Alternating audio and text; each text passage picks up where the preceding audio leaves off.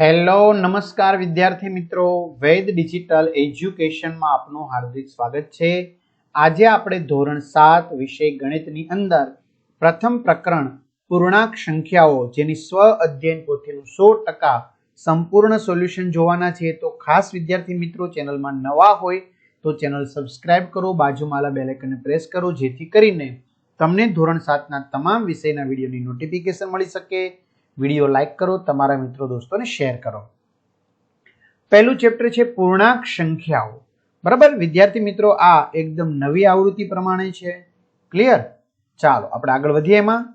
તો પ્રશ્ન 1, સાચો વિકલ્પ પસંદ કરી તમારે બોક્સમાં લખવાનો છે। તો નીચેનામાંથી કઈ m ની વિરોધી સંખ્યા નથી? તો માઇનસ બહાર, કાઉન્સમાં માઇનસ m, એટલે માઇનસ માઇનસ એટલે શું થઈ જશે? પ્લસ m થઈ જશે, એટલે પછી મૂળ સંખ્યા થઈ ગઈ, એટલા માટે a। નીચેનામાંથી કઈ પૂર્ણાંક સંખ્યા નથી? તો જવાબ આવશે ડી। કયો વિકલ્પ સૌથી વધુ તાપમાનનો વધારો સૂચવે છે? તો -8 થી 2 સેલ્સિયસ। નીચેની સંખ્યા રેખા જોઈને નક્કી કરો કયું વિધાન ખોટું છે? તો q એ -5 કરતા નાની સંખ્યા છે। પેટર્ન પૂર્ણ કરો। -98, -68, -38, -8 અને કેટલા આવશે હવે? 22 આવશે, કારણ કે 30 નો ગેપ છે। કાઉન્સમાં -5 ગુણ્યા મોટા કાઉન્સમાં 4 વત્તા -3 બરાબર મોટા કાઉન્સમાં -5 ગુણ્યા 4 વત્તા -5 ગુણ્યા -3। નીચેનામાંથી કયું વિધાન સાચું નથી? તો બે ઋણ પૂર્ણાંક સંખ્યાનો ગુણાકાર હંમેશા ઋણ પૂર્ણાંક જ મળે છે। શૂન્ય સિવાયની પૂર્ણાંક સંખ્યા a માટે નીચેનામાંથી કયું વ્યાખ્યાયિત નથી? a/1। સંખ્યા રેખાની મદદથી જણાવો કયું બિંદુ -4 દર્શાવે છે? તો જવાબ આવશે સી। આગળ મિત્રો, એ પ્લસ છે, સોરી, એ +1। સંખ્યા રેખા પર -2 ગુણ્યા 2 ની કિંમત કઈ સંખ્યાની ડાબી બાજુ આવશે? -5 ની। 18, 7, -3, -10, 13 સંખ્યાનો ઉતરતા ક્રમમાં ગોઠવતા કઈ સંખ્યા વચ્ચે આવશે? 7। વિદ્યાર્થી મિત્રો, આવી જ રીતે તમારે ધોરણ 7ના તમામ વિષયના વિડીયો લેક્ચર જોતા હોય કે પછી ગણિતના વિડીયો લેક્ચર જોતા હોય જય સરના સરસ મજાના, જે તમને ફ્રીમાં મળવાના છે, તો આ બધું ક્યાંથી મળશે સર? તો ભાઈ આપણી વેદ ડિજિટલ એજ્યુકેશન નામની એપ્લિકેશનમાંથી તમને મળવાનું છે, જેમાં 3 થી 12 ધોરણના તમામ વિષયના વિડીયો લેક્ચર, સ્વાધ્યાય દેશની સમજૂતીના વિડીયો, પરીક્ષા માટે ઉપયોગી પેપરો, અસાઇનમેન્ટ, વાર્ષિક પરીક્ષાના પેપરો, સ્વાધ્યાયન પોથી, પ્રોજેક્ટ પ્રવૃત્તિ, પ્રથમ પરીક્ષાના પેપરો, જુદા જુદા જિલ્લા પ્રમાણેના પેપરો, તો આ બધું જ ગૂગલ પ્લે સ્ટોર કે જ્યાંથી ગેમ ડાઉનલોડ કરો ત્યાં જઈને વેદ ડિજિટલ એજ્યુકેશન નામની એપ્લિકેશન ડાઉનલોડ કરશો, ઓપન કરશો એટલે આ પેજ ખુલે, એમાં તમારા પોતાના મોબાઈલ નંબર નાખી સેન્ડ ઓટીપી કરવાનું, 4 આંકડાનો ઓટીપી નાખશો એટલે પેડ કોર્સમાં જુદા જુદા પેડ પ્લાન, પીડીએફ મળી જશે, એક્ઝામ પેપરમાં પેપરો, 3 થી 12 માં 3 થી 12 ધોરણના વિડીયો, તમારું ધોરણ તમારે પસંદ કરવાનું, બરાબર? અને વિષય પ્રમાણે સરસ મજાના પાઠ વિડીયો જોઈ શકો છો, સ્વાધ્યાયન પોથી, પ્રોજેક્ટ પ્રવૃત્તિના પણ વિડીયો નિહાળી શકશો। ક્લિયર? ચાલો આગળ વધીએ। આપેલ પેટર્નમાં આગળના 3 અંકો લખો: 11, 8, 5, 2, -1, -4, -7। ચલો પ્રશ્ન 2, દાખલા ગણો। વિભાજનના ગુણધર્મનો ઉપયોગ કરી ગુણાકાર કરો। -48 ગુણ્યા 98, તો -48, 98 એટલે 100 -2। હવે 48 છે એ બંનેને ગુણશે એટલે -48 ગુણ્યા 100, માઇનસની નિશાની, -48 ગુણ્યા 2, તો -48 ગુણ્યા 100 એટલે -4800 માંથી બાદ કરવાના, -48 ગુણ્યા 2 એટલે -96, માઇનસ માઇનસ પ્લસ, તો -4800 વત્તા 96 એટલે -4704। બીજું -15 ગુણ્યા 12 વત્તા 12 ગુણ્યા -35, તો 12 ગુણ્યા -15 વત્તા 12 ગુણ્યા -35, તો 12 એમાંથી સામાન્ય કાઢી લઈએ, તો -15 વત્તા -35, તો -15 -35 બેનો સરવાળો, બરાબર? મોટા પદની નિશાની, તો -50, તો 12 ગુણ્યા 50 કેટલા થશે? 600, 12 × 5 = 60, મીંડું એમને માઇનસની નિશાની એટલે 600। રેડી? આવી રીતે પૂર્ણાંક સંખ્યાઓની એક એવી જોડી લખો જેનો ગુણાકાર -24 અને તફાવત 10 આવે।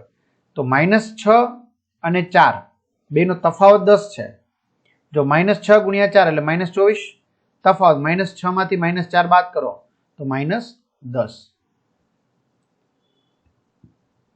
સોરી 4 માંથી -6 બાદ કરવાનો એટલે -10। રેડી? આ રીતે સાદુરૂપ આપો 5 ગુણ્યા -4 ગુણ્યા -3. તો બસ ગુણાકાર કરવાનો છે. 4 તેરી 12 માઇનસ માઇનસ પ્લસ 12 પંચાને 60. -5 ગુણ્યા -6 ગુણ્યા -4 ગુણ્યા -8. તો બધી વખત માઇનસ છે એટલે બધું પ્લસ થઈ જશે.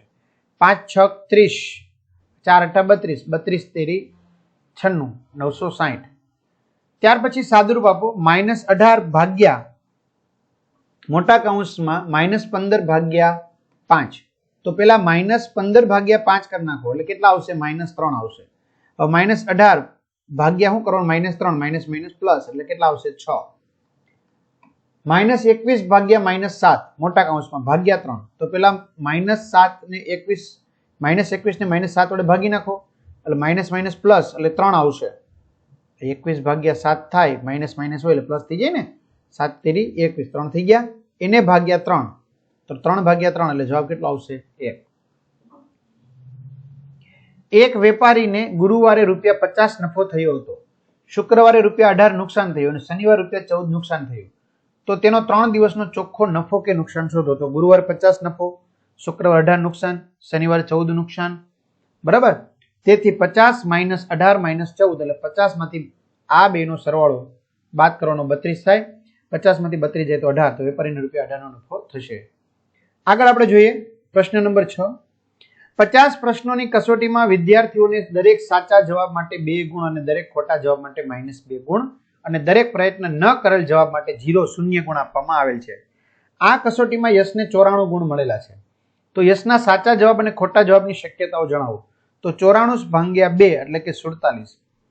બરાબર. 47 જવાબ એને ટીક કર્યા હશે, એવું બની શકે. બરાબર. તો સાચા જવાબની શક્યતા, સાચા જવાબમાં 47 સાચા જવાબ હોય. પ્રયત્ન ન કર્યો હોય એવા કેટલા હોય? તો કે 3. બરાબર. કારણ કે એના કોઈ ગુણ મળવાના નથી, એના 0 ગુણ છે. બીજું એવું બની શકે સાચા જવાબ 48 હોય, પ્રયત્ન ન કર્યો હોય એવો 1 હોય અને પ્રયત્ન કર્યો ખોટો જવાબ હોય એવો 1 હોય, એવું બની શકે. ખ્યાલ આવે છે? હાલ. એક પેન વેચતા ₹3 નફો થાય છે અને પેન્સિલ વેચતા ₹1 નફો થાય છે. જો કુલ નફો 50 થયો હોય તો અને પેન્સિલ 5 વેચી હોય તો કુલ કેટલી પેન વેચી હશે? તો એક પેન્સિલ વેચતા ₹1 નફો, તેથી 5 પેન્સિલ વેચતા ₹5 નફો.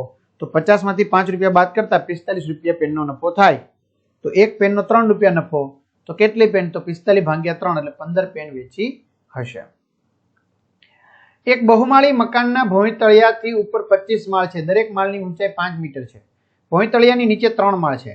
તે દરેક માળની ઊંચાઈ 5 મીટર છે. આ બહુમાળી મકાનની લિફ્ટ 1 મીટર પ્રતિ સેકન્ડના દરથી આગળ વધે છે. એક વ્યક્તિ ભોંયતળિયાથી 50 મીટરના સ્થાનથી લિફ્ટમાં નીચે ઉતરે છે, તો ભોંયતળિયાથી નીચેના બીજા માળ સુધી પહોંચતા કેટલો સમય લાગશે? તો લિફ્ટ ભોંયતળિયાથી 50 મીટર ઊંચાઈ છે.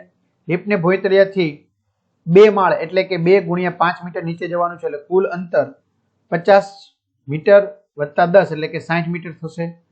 તેથી સમય 60 ભાગ્યા 1 એટલે કે 60 સેકન્ડ થશે, અથવા તો 60 સેકન્ડ એટલે કે કેટલી થશે? 1 મિનિટ થશે.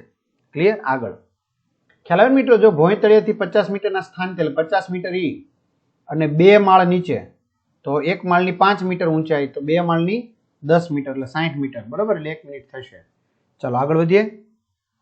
9મું, મહિનાની શરૂઆતમાં તમારા બચત ખાતામાં ₹500 જમા છે. એક મહિના દરમિયાન તમારા ખાતામાં થયેલ લેવડ દેવડ નીચેના કોષ્ટકમાં દર્શાવેલ છે. તો આ લેવડ દેવડના અંતે તમારા ખાતામાં કેટલી રકમ જમા હશે તે શોધવાની છે. બરાબર. તો ₹500 માઇનસ 120 વત્તા 240 માઇનસ 200 વત્તા 150. તો 500 માઇનસ 360 માંથી 350 બાદ થાય એટલે માઇનસ 10 વધશે. બરાબર. 360 માંથી 350 એટલે 10 અને માઇનસ નિશાની, તો 500 માંથી 10 જશે એટલે 490. ત્યાર પછી નીચે આપેલ કોષ્ટકમાં સમુદ્રની સપાટીએ જુદા જુદા વાયુઓના ઠારણ બિંદુઓ આપેલા છે. સૂત્રનો ઉપયોગ કરી ફેરનહીટ અને સેલ્સિયસમાં 2 દશાંશ સ્થળ સુધી મેળવો અને કોષ્ટક પૂર્ણ કરો. સૂત્ર તમને આપવામાં આવ્યું છે 9 ફેરનહીટ -32. તો બરાબર. આપણે વાયુ, સમુદ્ર સપાટી ઠારણ બિંદુ, સમુદ્ર સપાટી ઠારણ બિંદુ સેલ્સિયસ અને ફેરનહીટમાં, તો ફેરનહીટમાં છે, સેલ્સિયસમાં જોઈ છે. તો હાઇડ્રોજન મિત્રો સાદુરૂપ આપણે આપશું. બરાબર. સૂત્ર પ્રમાણે કિંમત મૂકીશું તો -259.44 આવશે. ક્રિપ્ટોન છે એ -157.22 આવશે. ઓક્સિજન છે એ -222.77 આવશે. હિલિયમ છે એ -272.22 આવશે. અને ત્યાર પછી આર્ગોન છે તો એ -189.44 આવશે. બરાબર, થોડીક તમારા માટે અઘરું થઈ જશે. જો ક્રિયા હોય અને પૂર્ણાંક સંખ્યાઓ a અને b માટે હોય તો a ગુણ્યા b, a ઉદડી 2 બરાબર a ગુણ્યા b પ્લસ a ગુણ્યા a વત્તા b ગુણ્યા b, તો -3 -5, તો એ કિંમત તમારે આ સૂત્ર પ્રમાણે મૂકવાની છે. બરાબર, તો -3 ગુણ્યા -5 વત્તા -3 ગુણ્યા -3 વત્તા ગુણ્યા 5 ગુણ્યા -5, તો 5 તેરી 15, અહીંયા 9 વત્તા 25 એટલે 34 વત્તા 15 49. -6 ગુણ્યા 2, -6 ગુણ્યા 6 2 ગુણ્યા 2, તો 6 દુ 12, 6 6 36, પણ માઇનસ પ્લસ 2 દુ 4, 36 40 માંથી 12 જશે 28. 36 માંથી 12 જત પલળી જાય એમ કે ને બધા. હા એમ. નીચેના વિધાનો ચકાસો. 17 ગુણ્યા કૌંસમાં 8 વત્તા -2 બરાબર 17 ગુણ્યા 8 વત્તા 17 ગુણ્યા -2. તો ડાબી બાજુનું આપણે સાદુરૂપ મેળવવાનું, જમણી બાજુનું સાદુરૂપ મેળવવાનું. તો 17 ગુણ્યા 8 વત્તા -2 એટલે 8 -2 છે એટલે 6 થશે. 17 6 102. અહીંયા 17 ગુણ્યા 8 136, 17 ગુણ્યા -2 એટલે -34, 136 માં 34 જાય 102. ડાબા બરાબર જબા. મોટા કૌંસમાં -3 ગુણ્યા -2 ગુણ્યા 3 બરાબર -3 ગુણ્યા બીજા કૌંસમાં -2 ગુણ્યા 3, તો -3 ગુણ્યા -2 એટલે કે પ્લસ 6 ગુણ્યા 3 એટલે 6 તેરી 18. અહીં -3 2 તેરી 6 6 તેરી 18 પ્લસ. ડાબા બરાબર જબા. વિભાગ A અને વિભાગ B માં આપેલ પૂર્ણાંક સંખ્યાઓનો ગુણાકાર કરી શક્ય એટલી જોડ શોધો જેનો ગુણાકાર -18 થી -5 ની વચ્ચે આવે. બરાબર, તો -4 ગુણ્યા 3 -12 7 ગુણ્યા -1 -7 7 ગુણ્યા -2 -14 -3 ગુણ્યા 3 -9. ચલો જોડકા જોડો. ગુણાકારની તટસ્થ સંખ્યા, તો જવાબ આવશે E 1. -1 a ગુણ્યા 1, તો જવાબ આવશે G -a. a ભાગ્યા -b, તો જવાબ આવશે J -a ભાગ્યા b. -a ભાગ્યા -b, તો જવાબ આવશે a ભાગ્યા b. a ગુણ્યા કૌંસમાં b વત્તા c, તો જવાબ આવશે a ગુણ્યા b વત્તા a ગુણ્યા c. -a ગુણ્યા -b, તો આવશે જવાબ ab, એટલે કે જવાબ આવશે D.